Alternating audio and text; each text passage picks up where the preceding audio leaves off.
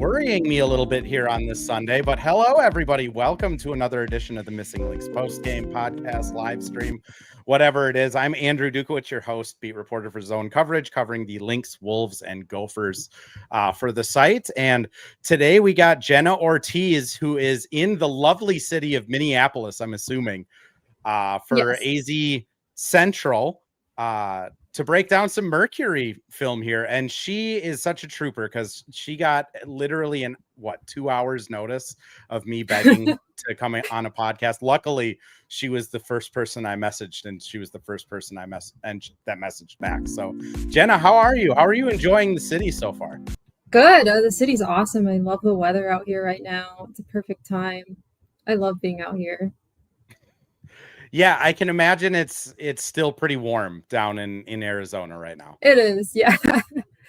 Yeah. Well, let's get into the game a little bit. I'd love to get your thoughts, Jenna, just because this game seemed like it was going a completely different direction the first 20 minutes of the game. 42 points in the paint for the Mercury. Their only points out of the paint were 2 free throws and a 3-pointer. And it seemed like they were kind of rolling on all cylinders. What did you feel like was going pretty well for them in the first half? I just thought they were doing such a great job, of course, going in the paint, attacking. And then they were also doing such a great job congesting the paint for Minnesota. That's why I like the first, I would say 4 attempts were on from the 3 because they were just so congested up the middle. And then in the second quarter, I saw that they held Collier scoreless, which is already a big deal. So they were really clicking defensively, making Minnesota really think twice. Alyssa Thomas is just incredible at what she does. She's just so good at her game, and she just knows her game and always sticks to it. She doesn't stray away from that. So when she was just firing on all cylinders, just going up the paint, just really attacking, they just didn't have an answer for a bit. Yeah, it was interesting because the Mercury were really doing exactly the opposite of what the Lynx try to force teams to do. The Lynx try and force teams to not have straight line drives at the basket, and AT was just getting there at will. And then you had Sabali and Ka just kind of going at will to the rim as well. It really looked like the Mercury were gonna maybe pull off an upset here. And then, for Lynx fans and people who have paid attention to this team so far this season, they kind of do this thing where they just don't look prepared for a basketball game. Sorry, Cheryl, if you're listening.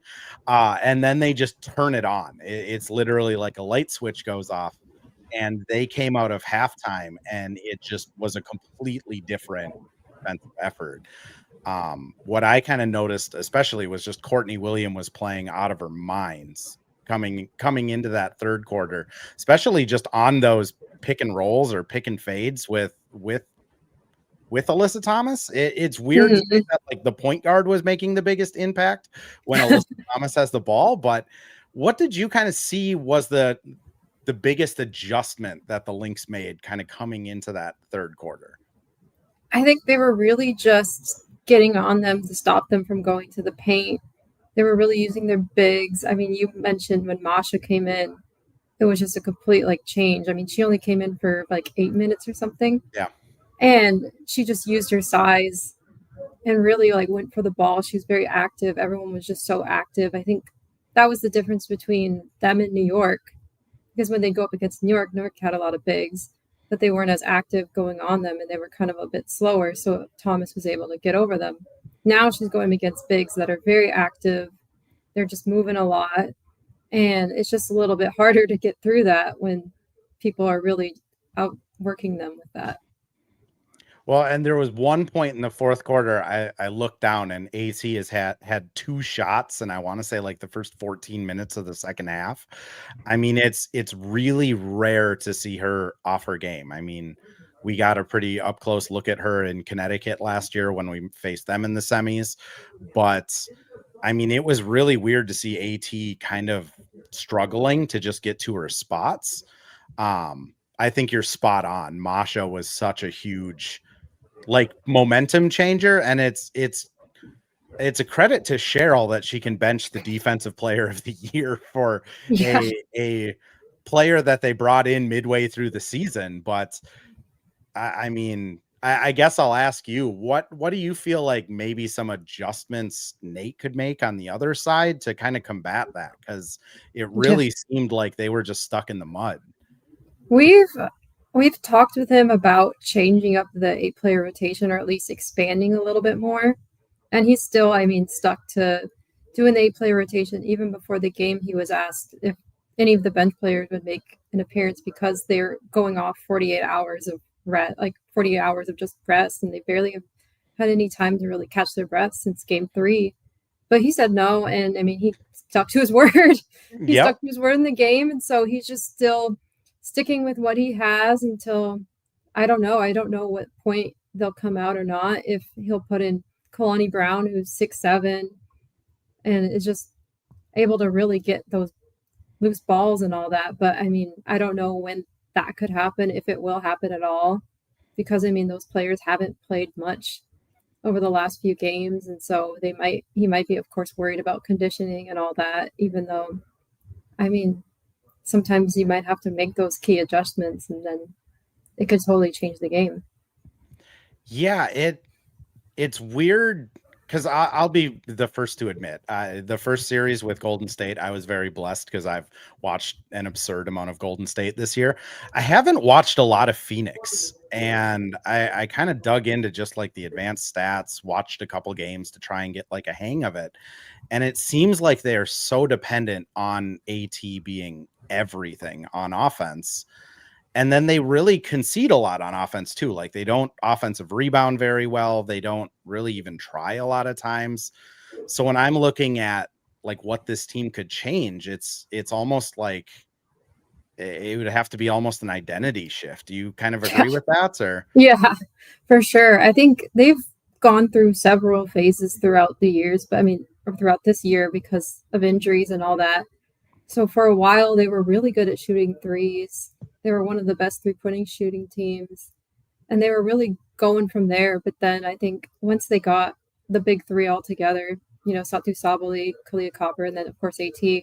Once they got them together, they kind of relied on them, and then they were like, we're just going to go through AT's game, which is just going downhill, attacking, going up in the paint. And they've kind of haven't really done as much from the three. I mean, even though Copper and Sabali are really good three-point shooters, and then when they put on DeWanna Bonner and Sammy Whitcomb, they're both really great at the three as well, but they weren't taking as much threes as usual. And even in this game, they were taking a lot, but they just kept missing. None of the open looks were hitting.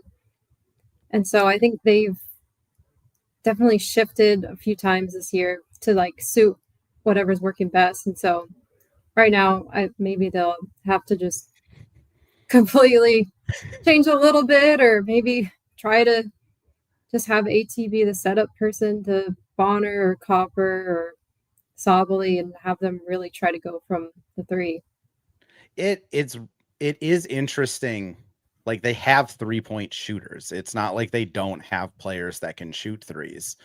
But like if they were to make the adjustment where like Sammy is playing 28 minutes and just kind of sniping from three, or doing more pick and fades to kind of get open, or Bonner's kind of sitting in the above the break or in the corner. I mean, they have to guard people on defense, and it seemed like the Lynx, anytime Bonner was on the floor, it was trying to run something through BC to get Bonner on the ball. They tried to get her switched onto T a couple times, which I thought was kind of funny, but hey, if T wants that matchup, I'm not going to question it. And it was kind of the same with Sammy. When Courtney really started getting it going, it seemed like Whitcomb was a lot of times that matchup. Which is that kind of the concern with them, is that the defense to drop off would be so much that the offense isn't worth it? Or, I mean, if you have a crystal ball, what would you say is kind of keeping them from getting more time? I mean, they've always tried to create defense or create offense off their defense. I wasn't really seeing that a lot in this game. There weren't a lot of fast breaks. There weren't a lot of points off turnovers, or as much as usual.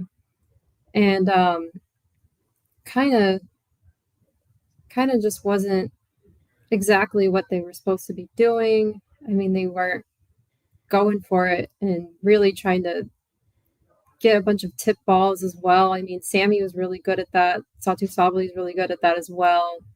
They're both really good at getting those tips, and they weren't really going for it as much. But, I mean, Tibbetts told us that there wasn't fatigue in this game, but, I mean, maybe he's just, I don't know. I mean, that could have been a factor. The Lynx were running. I mean, this is not a Lynx team that gets out in transition a lot, and they were running tonight. I mean, that might have been when the advanced stats come out tomorrow. I'll be interested to see what their pace was, because this was like very uncharacteristic for this team. So I almost wonder if that was part of their game plan coming in, was let's see how fresh their legs are and we'll just run them off the floor. And I mean, if that was, I mean, shooting 3 of 23 from 3-point range, that's sometimes a legs issue. I mean, the one thing I will say is the first quarter, the Mercury did seem, first and second quarter, they seemed to really, you know, they were forcing the Lynx into a lot of turnovers. They were forcing Courtney into really like uncomfortable actions. Lan couldn't hit a shot to kind of save her life tonight. Yeah. They were making it difficult, but it just kind of seemed like the third and fourth quarter, whatever they were doing, almost their entire game plan just stopped working, which it's hard to like be a writer for the Lynx and not to sound like a homer, because they're literally like the best at the league in everything statistically. But like, that's what the Lynx have been doing in the third quarters that have led them to be the best third quarter team in the league, is they just, whatever worked for you the first half of the game, they just know how to pull the rug on and kind of make it not effective anymore. I do want to look ahead to game 2 though, but first I'm going to throw us over to a break. We should probably catch up on chat a little bit here too, but first, ads.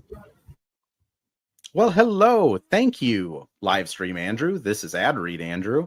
And today we have Firehawk Construction and Remodeling, the presenting sponsor for the Missing Links podcast. Firehawk Construction and Remodeling strives to inspire people to follow their ideas, working with respect and understanding to create a quality, tailored result. Firehawk Construction and Remodeling, located in Blaine and serving in the North Metro area, is here to help you with your building and remodeling needs. I can say personally, thanks to Firehawk Construction and Remodeling, I have a beautiful deck in my backyard, and countless projects that I started, they finished.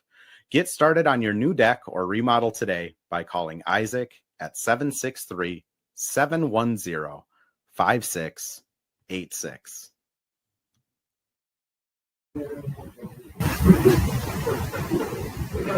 Andrew in the chat here says great finish, but we got to play well all 4 quarters going forward. I feel like at this point that's just the Lynx. They do what they do. He's also torn on who he'd rather face in the finals. I'm not ready to look that far ahead yet. I think the Mercury will make.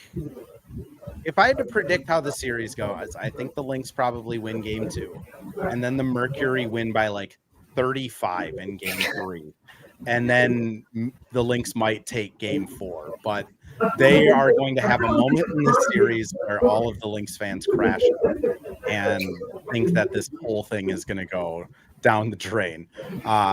Jude, we need to let both series settle in. Completely agree. Indiana stealing game 1 tonight was wild, though, especially on Asia's MVP like day. It wasn't in my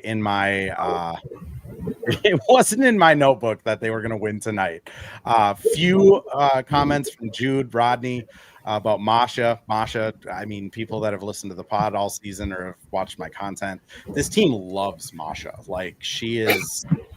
It can't be spoken how much diving for loose balls in practice means to like a Cheryl Reeve team, and that's what she does. BC's defense, I agree, she was awesome today. And then Jude adds in, Lynx need to hit threes early. Yeah, it would have been. I feel like it would have been a different vibe if Lan hit 2 out of those first 4, but you know, this has been a weird team all year. Andrew, how much do you think we win by in game 2? I think game 2 will be pretty close. I feel like the Mercury, and I'd love to get your thoughts on it too, Jenna, but I feel like the Mercury have a lot of pride. I don't think they're going to get like punked in any game this series where it's a 25-point Lynx win. I feel like they have enough grit to where they're going to make every game close. And then, like I say, Minnesota might lose a game by 30, but that's who they are. Jenna, what do you think? Do you think game 2 is going to be kind of another close, hard-fought game? I think so too. I think they do a really good job of flipping the switch and really having like a short-term memory from these kind of things. And like what we saw in game 1 against the Liberty, I keep going back to that game, but it wasn't their best basketball. It was somewhat similar to this game, but it was still like pretty severe, and Satu Sabali didn't have her best game as well. Like they just weren't getting enough from people. And so then the next game, they completely dominated New York to the point where their reserves came in the fourth quarter. And so I don't think they're going to dominate in game 2, but I do think they're going to make it a close game. I don't think they're going to do the same things that they did in this game. I think they're going to really make some adjustments, but also use that extra practice, extra rest, and really have a better showing. Yeah, again, it's just having covered the Lynx all season, it's just uncanny how they do this. And it's so consistent where it looks so bad in a half, and then it's that light switch that goes off. And like when I'm looking at Phoenix, I could see them starting off game 2 very strong again. I could see Nate making some adjustments. And, you know, I mean, one thing I was kind of shocked by today, and I didn't notice it until after the game, but Ka shot 23 shots tonight. I mean, I don't know if that's a recipe to winning games. I mean, she's a gifted scorer, but I'll say it this way: between their big 3, they shot 51 out of their 75 shots. I mean, I don't know if that's necessarily the recipe to break a Lynx defense that's really good at just kind of adjusting. But I do think there will be changes. Maybe it is trying to get different players more involved, that the Lynx will probably fall behind again in the first quarter, and then it'll be this same old story. But, you know, again, I kind of asked you it earlier, but if there were adjustments for Phoenix to make, you know, whether it's offensively or defensively, that would at least give them a chance to steal one in Minnesota, what do you feel like those would be? You know, this wasn't the best, I think, showing for Monica Koa-Makani. She got a little bit banged up from, I think, Alana Smith. Was it during the second or third quarter?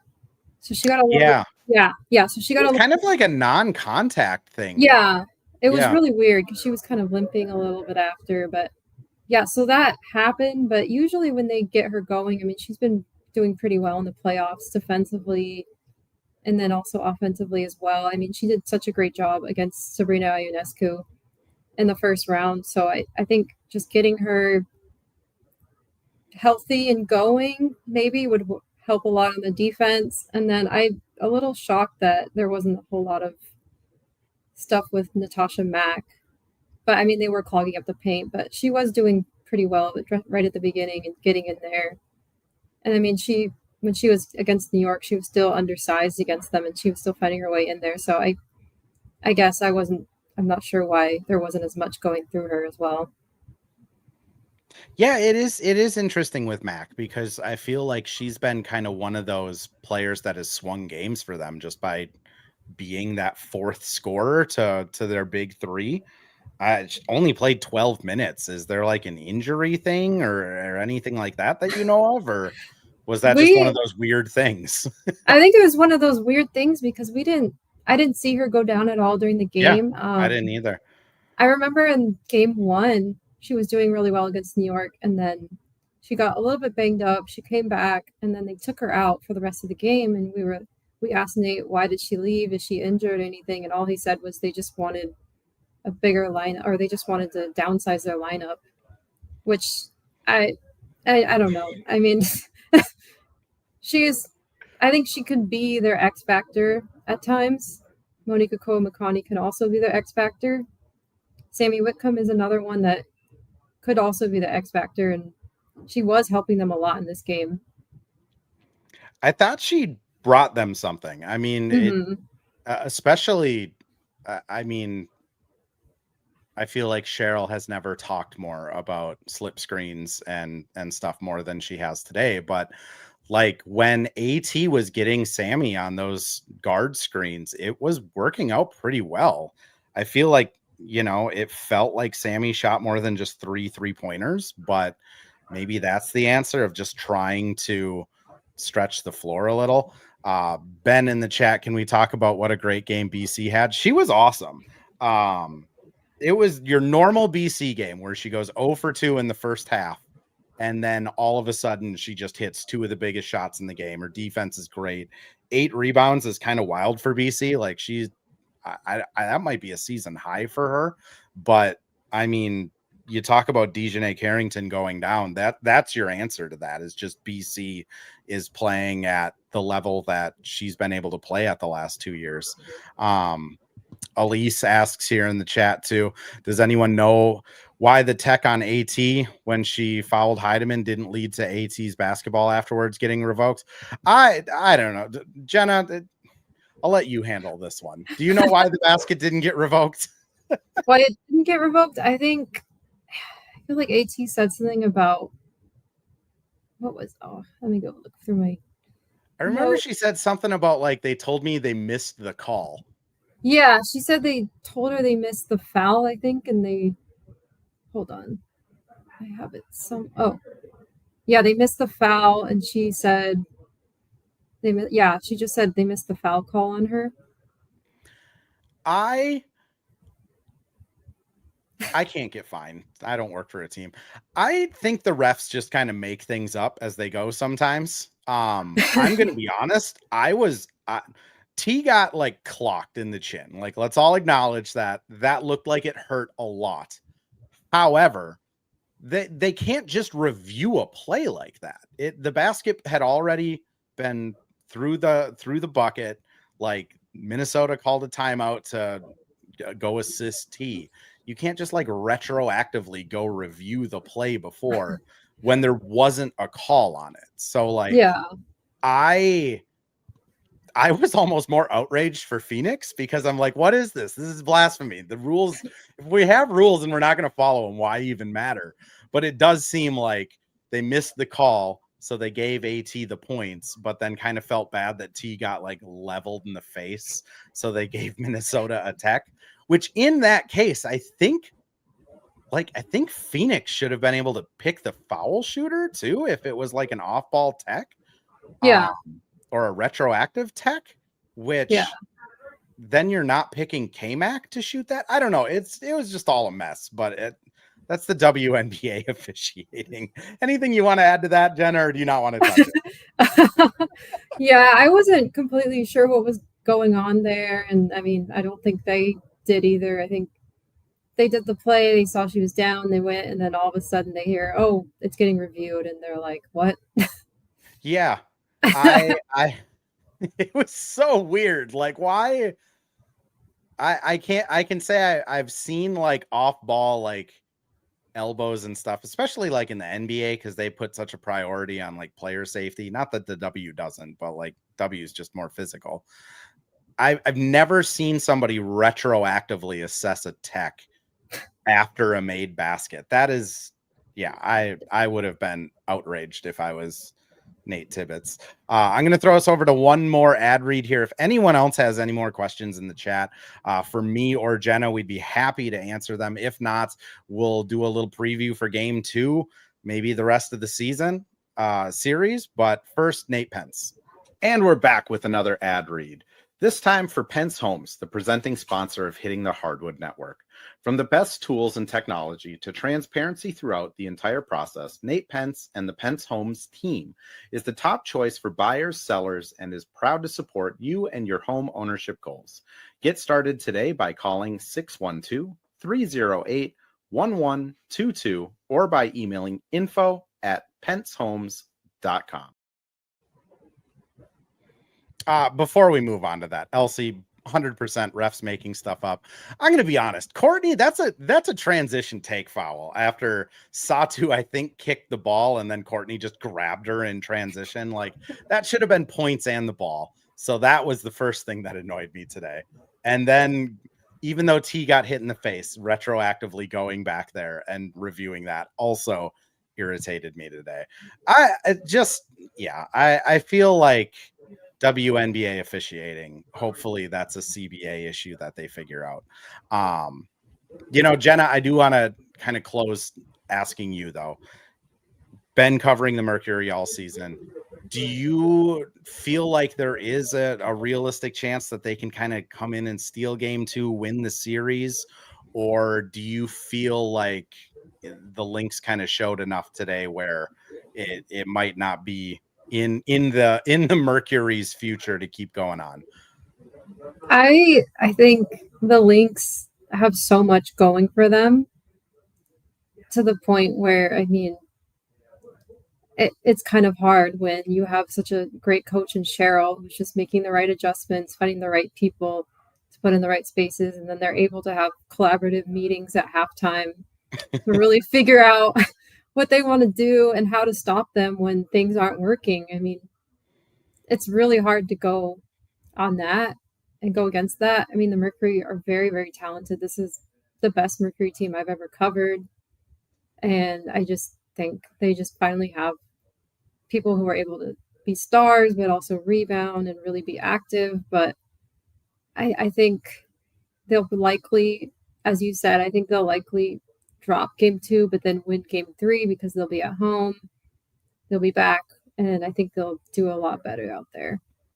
I would assume so. Target Center also like sneaky sucks to play in. I mean, it's loud the entire game. Lynx fans are insane. They have like fun facts of players, family members behind the bench. I mean, they are Lynx fans. You guys are ridiculous. In all the best ways, I will say. Else is getting flashbacks from last year's finals. Yeah, I feel like we don't talk about that until they win the finals this year. Then we can have some flashbacks. I started a firebed in the chat on officiating, so I think I'm going to stop talking about officiating before I like have an aneurysm. But I would agree with you. I think there is a path where the Mercury can make this difficult. I do think it's going to be hard, and it's going to be dependent on them playing really as close to perfect as possible, just because the Lynx defense is so ridiculous. And then even if you get them on an off night defensively, like tonight was an off night for them offensively, and they still put up 82 points. It's just such a hard team to play. I'd love to get your thoughts though on, not saying that the series is over, but this is kind of another weird offseason for the Mercury where most of their players are free agents. And I think like a lot of teams in the league, a lot of movement could happen. Do you have any sense of like what Mercury team is going to be coming back next year, or what players are kind of thinking or hinting about? It's definitely hard to tell. All I know for next season that's like for sure is Kalani Brown is one of the few players in the W that's a veteran and is signed for 2 years. So she's signed for next year. Other than that, I'm sure they're going to likely do everything they can to keep Kalia Copper, Alyssa Thomas, of course, and then even Satu Sabali. I'm sure they're going to try to keep that big 3. They also are going to have to worry about the expansion draft with Toronto and Portland. I mean, who knows? It's another one of those things where it's like a luxury to cover the Lynx, because like I think if you're looking at this team, Fee, Lan, and K-Mac are probably all back. Just I mean, for Lynx fans, don't be surprised if Lan is the second highest paid player on the team next year. Fee is I would kind of cement her in. And K-Mac, I think, realizes that her jersey could be retired if she has a good another 2 or 3 seasons here. And what I hear from a lot of other teams is that it's just kind of up in the air of how they're going to get people back. Andrew, KJ asked if I sit on visiting team press conferences. During the regular season, I don't. Sometimes I'll watch them back on YouTube, but not everyone puts their YouTubes. Connecticut. Any key takeaways that the Mercury are going to pay attention to next game? Not really. Nate, I learned this from Nate last year. He doesn't really say a lot in his post-game press conferences. He's very cryptic and whimsical. So it was a lot of, we're going to look at the tape. I did ask him kind of specifically about, what changed in guarding AT, and he mentioned that the ball pressure went way up. So what's so hard for me to, and I'm sorry for bringing this point up again for the fifth time, but what's so hard for me is the Mercury's offense goes so much through AT. She is the central hub of everything they do. So if they are not getting those screens to get her going downhill, or they're not getting people open off of kind of off ball action, we saw it tonight. Their offense kind of sputters. So I really don't know what the adjustment is there, other than just getting more shooters on the floor and trying to take advantage of the Lynx helping on those Thomas ball handling screens. But the shooters that they have aren't the best at playing defense a lot of times, which plays into the Lynx hands. So he has a tough job. Again, I'll throw it over to you, Jenna, if you have anything to add, but it's going to be a tough couple days of scheming for Nate, I would assume. Oh, yeah. Going up against what Minnesota has, I'm sure they're doing all the video they can now of the bench after she put Masha in, and it really just messed up the game. They're going to try to figure out those people. It's just hard. When you're going against the league's top team, you're going against some of the top players, it's hard to really make those adjustments to stop them. At times they were stopping Fee and all that, but then when you're stopping and putting all your attention on her, that just allows for people like Kayla McBride and Courtney Williams to really have big games. I've been saying it all season. It's just kind of not fair, which again, it sounds like a homer thing to say, but they're the best at almost assist to turnover ratio, offensive rating, defensive rating, net rating, assist percentage. They were second. Effective field goal, they were the best in the league. They are the second best in opponent field goal percentage. They're the best 3-point shooting team in the league, while being the second best at guarding the 3-point. It's just, you take away one thing and it just avalanches. The last thing I will add before I give you a chance to sign off with us here, Jenna, is for any of the Lynx fans in here, Cheryl credited Courtney Williams for the halftime adjustments today. So I think we all owe Courtney Williams a collective thank you for fixing the defense, evidently. But that's the fun part about this team is, when you have Wade, Natisha Heidemann, Cheryl Reeve, and Courtney in a halftime locker room, there's usually some good ideas that come out of it. Jenna, I'd love to give you the chance, though. Anything you want to plug? Where can people find you? Anything you're working on right now? Yeah, so I work at the Arizona Republic, or AZCentral.com. I've been covering the Mercury throughout the entire season. I've also been covering, of course, the WNBA and all that. So be sure to just check out any of the Mercury coverage or WNBA coverage, and just hopefully you can just get more eyeballs on everything. Especially the Mercury, because you guys have a pretty historic level of success down there. So I would assume, even with a lot of questions this offseason, you guys will probably be all right moving forward. Thanks for coming on, though. Thanks again for coming on very short notice. And I hope you enjoy your time in Minneapolis. I'll see you on Tuesday. Thank you. See you there.